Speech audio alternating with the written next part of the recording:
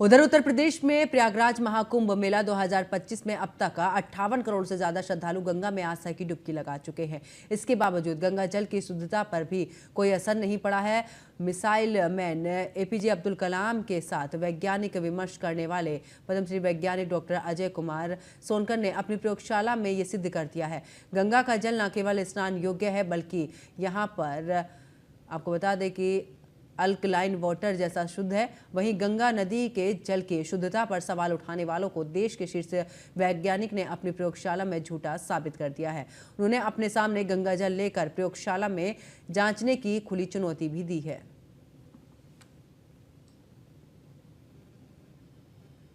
तो देखिए, गंगा जल न केवल शुद्ध बल्कि यहाँ पर पूरे तरीके से स्नान करने योग्य है, क्योंकि जिस तरीके से लगातार वीडियो सामने आ रहे थे, अलग अलग लोग दौरान परीक्षण कर रहे थे कि गंगा का जल अब नहाने योग्य नहीं रहा है।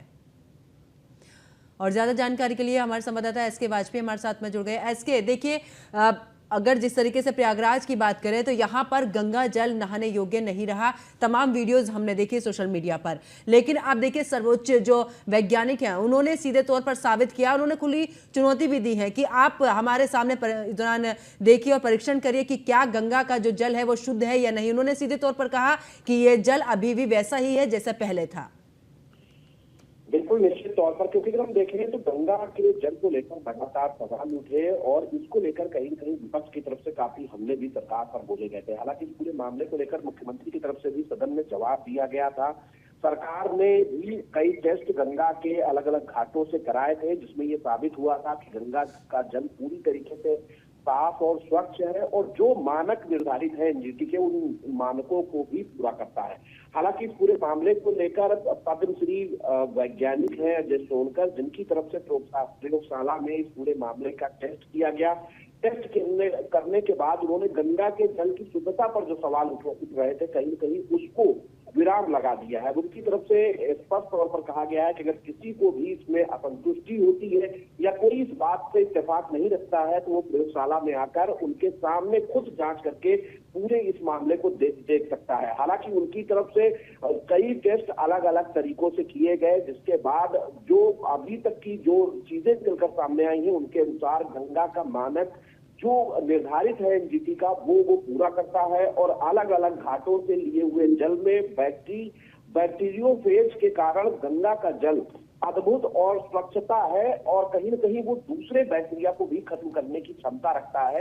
ऐसा टेस्ट में निकलकर सामने आया। तो निश्चित तौर पर कहीं न कहीं ये उन करोड़ों श्रद्धालुओं के लिए एक बड़ी खबर जरूर है जो गंगा में स्नान कर रहे हैं या कर चुके हैं या फिर आने वाले समय में करने वाले हैं।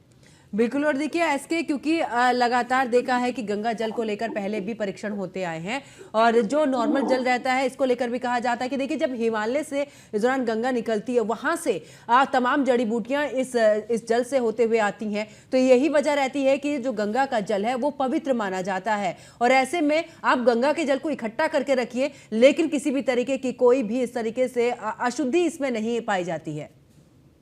बिल्कुल निश्चित तौर पर, क्योंकि गंगा के जल में मौजूद बैक्टीरियोफेज जो है वो उसकी वजह से ही गंगा का जल शुद्ध होता है, क्योंकि ये काफी छोटा होता है और दूसरे बैक्टीरियो को खत्म कर देता है, जिससे कि गंगा के जल में कोई भी बैक्टीरिया या ऐसा विषाक्त जो जीव होता है वो पनप नहीं पाता है। यही एक वजह है कि गंगा की जो महत्ता है वो लगातार बनी हुई है और जो सवाल शुद्धता को लेकर उठ रहे थे, कहीं न कहीं इस प्रयोग से उन सवालों पर भी विराम लगा है। तो निश्चित तौर पर श्रद्धालुओं जो भी करोड़ों की संख्या में वहां पर पहुंच रहे हैं उनके लिए काफी बड़ी ये जानकारी जरूर है कि जब प्रयोगशाला से इस तरीके के प्रयोग के बाद गंगा के जल की शुद्धता को लेकर जो सवाल उठ रहे थे उन सवालों पर विराम लगा हो।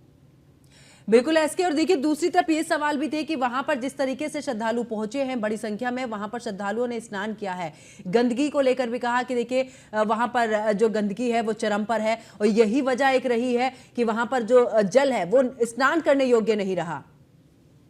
बिल्कुल इस तरीके के सवाल उठे थे और विपक्ष भी लगातार इस पूरे मामले को लेकर सरकार को भी घेर रहा था। सरकार को इस पूरे मामले पर सदन में जवाब भी देना पड़ा था।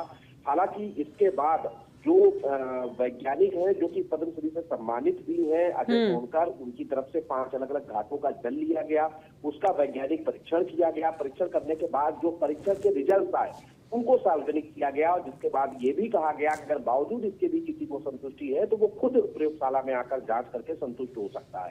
तो बिल्कुल। निश्चित तौर पर ये काफी बड़ी चीज है, वो भी ऐसे समय में जब करोड़ों लोग, करीब 56 से 57 करोड़ लोग अब तक वहां पर स्नान कर चुके हैं, और लगातार वो श्रद्धालुओं की संख्या वहां पर पहुंच रही है। और बिल्कुल, तो और ऐसे में देखिए कहीं ना इसके एक अलग ही लगाव माँ गंगा से रहता है सभी का, और ऐसे में जब इस तरीके के मामले सामने आते हैं तो इसको लेकर भी असमंजस की स्थिति लोगों के मन में रहती है। लेकिन देखिए अब ये तस्वीर भी साफ हो रही है कि यहाँ पर आप परीक्षण कर सकते हैं, और परीक्षण करने के दौरान आप खुद देख सकते हैं कि गंगा का जल वैसे ही शुद्ध है जैसा कि पहले था। बहुत बहुत शुक्रिया इसके वाजपेयी हमारे साथ जुड़ने के लिए, तमाम जानकारी साझा करने के लिए।